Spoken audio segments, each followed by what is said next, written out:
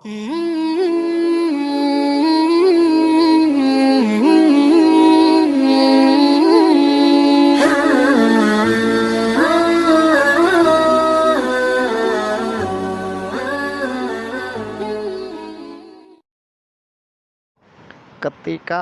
seseorang manusia memanggil Tuhannya yang namanya Allah itu dengan sebutan Allahu Akbar, Allahu Akbar, Allahu Akbar di dalam hati yang terus menerus, ya itulah yang disebut zikir.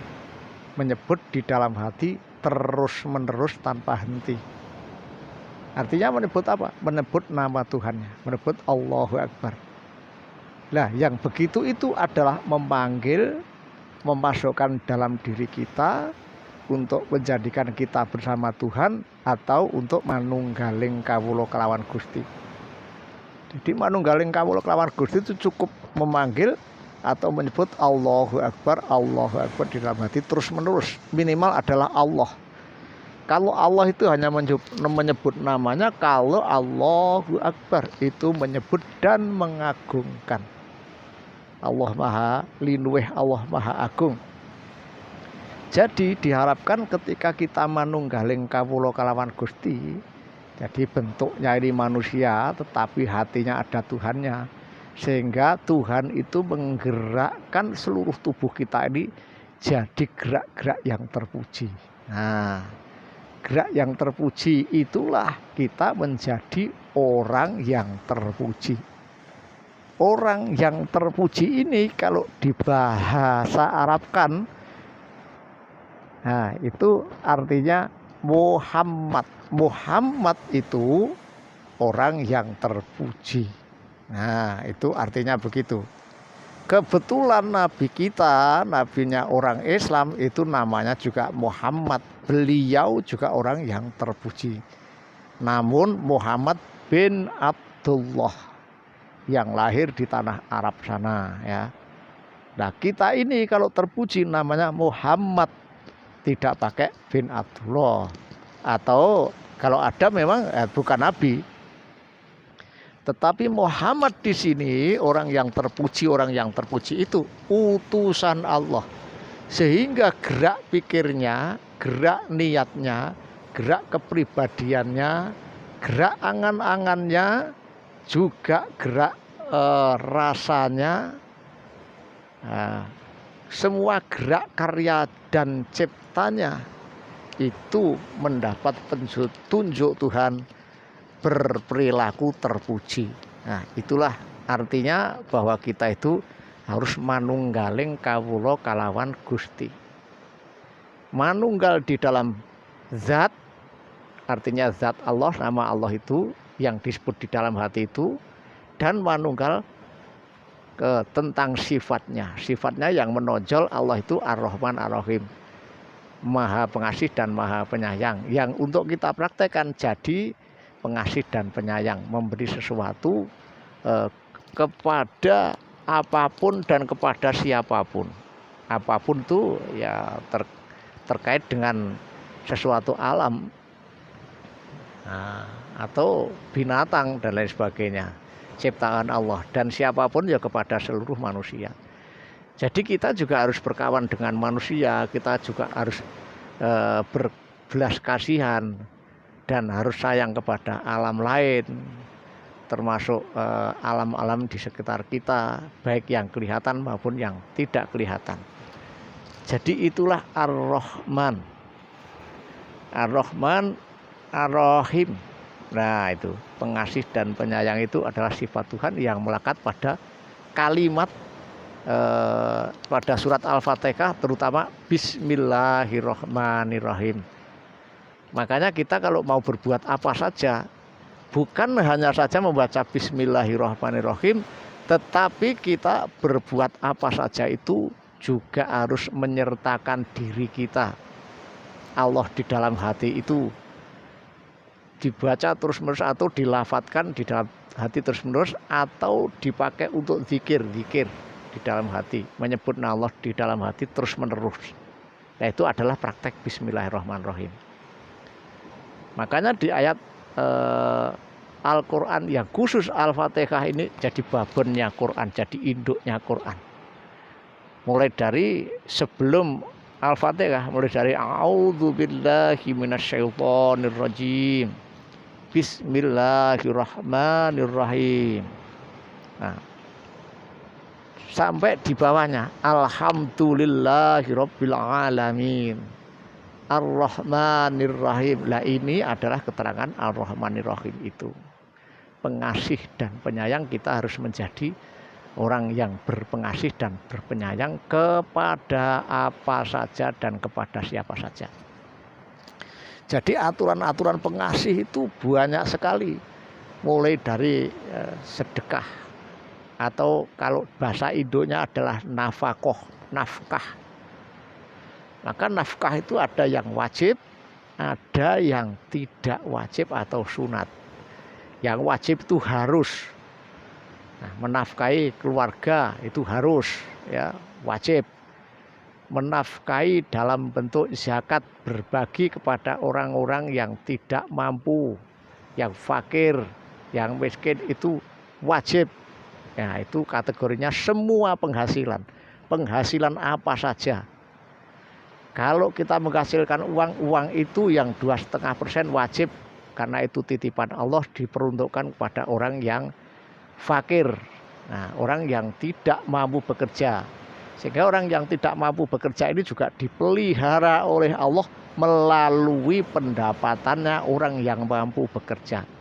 Allah menitipkan 2,5% itu, atau menitipkan rezekinya untuk menyantuni, untuk berbagi, dan untuk disampaikan kepada yang fakir. Nah, itu yang tidak mampu bekerja, yang tenaganya sudah lemes, nah, yang tidak ada yang menanggung. Dan nafkah sunnah, artinya apa? Bersedekah. Nah, bersedekah itu nafkah sunnah. Nah, bersedekah itu untuk menambah penghasilanmu itu, ketika dibagi maka akan diberi tambahan 700 kali lipat. Jadi Allah menjanjikan sedekah itu 700 kali lipat. Jadi ya, sedekah uang akan dapat uang, sedekah harta akan dapat harta, sedekah buah-buahan akan mendapat buah-buahan, dan lain sebagainya. Jadi sama apa yang diberikan akan diberi imbalan 700 kali lipat. Jadi kalau orang ingin kaya, ya ini harus bersedekah ini.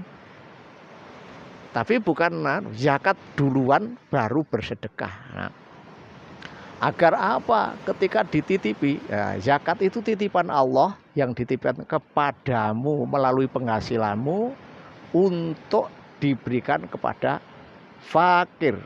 Nah, ada aturannya itu, dan lain sebagainya. Dan kalau tidak diberikan sesuai dengan itu, salah sasaran misalnya, tetap ditagih. Tagihan Allah berupa apa? Berupa musibah, berupa penyakit, berupa kenakalan anak, berupa kenakalan istri, berupa kegagalan-kegagalan yang intinya adalah harus membayar, bahkan bisa lebih. Harus membayar ini merupakan tagihan. Tetap membayar, bahkan bisa lebih. Bahkan terjadi musibah atau kecelakaan yang menimpa karena diminta oleh Allah kembali uang yang dititipkan kepada Anda untuk fakir tadi, untuk yang menerima tadi. Nah, kalau sedekah jelas diberi sesuatu, imbalan 700 kali lipat. Artinya ini adalah cara-cara untuk kita jadi orang kaya. Lakukan ini, lakukan kewajibannya yang wajib dulu, dan lakukan sunnahnya yang menjadikan kita kaya. Kita berkeyakinan kaya kalau kita sudah diberi imbalan 700 kali lipat itu. Bayangkan kalau kita memberi 10.000 kalikan 700. Nah, kapan memberinya? Ya, itu tentu setelah Anda bersedekah. Sodakoh atau sedekah, ya, itu sunnah. Sunat kalau bahasanya itu. Ya.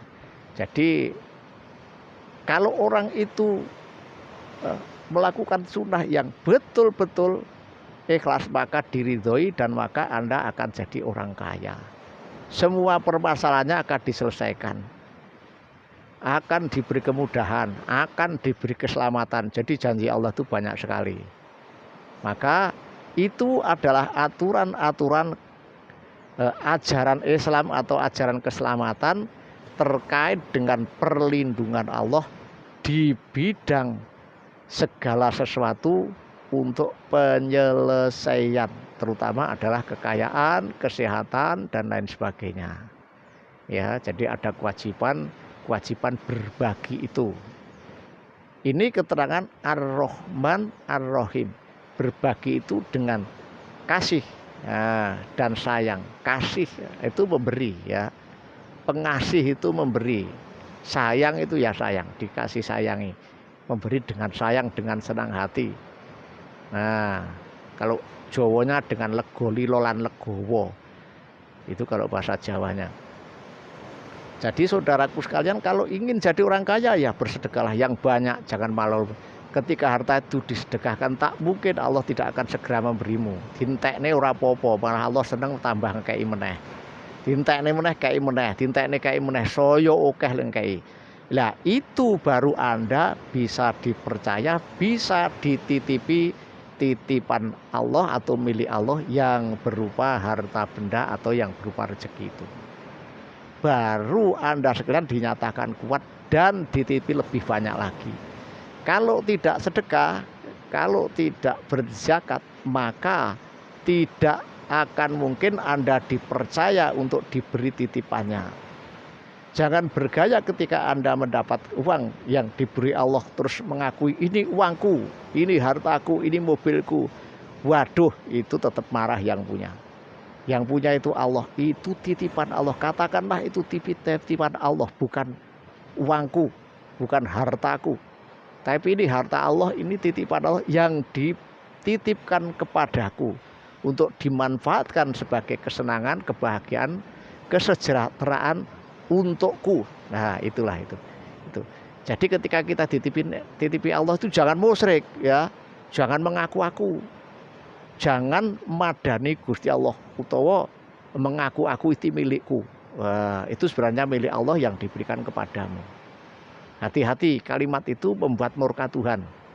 Itu ketika Anda tidak kuat, artinya mengakui sebagai ini hartaku, ini rumahku, ini mobilku, ini uangku, maka Allah yang punya sesungguhnya marah. Anda selanjutnya tidak diberi an'amta alaihim, tidak diberi nikmat, malah maghdubi alaihim, dimarahi oleh Tuhannya. Dzalin dan disesakan oleh Tuhannya. Waduh, ini jadi manusia yang merugi lagi. Artinya apa? Anda tidak dilindungi Tuhannya ketika mendapat rezeki, malah jadi musuh Tuhan, jadi murka Tuhan karena mengaku-ngaku itu.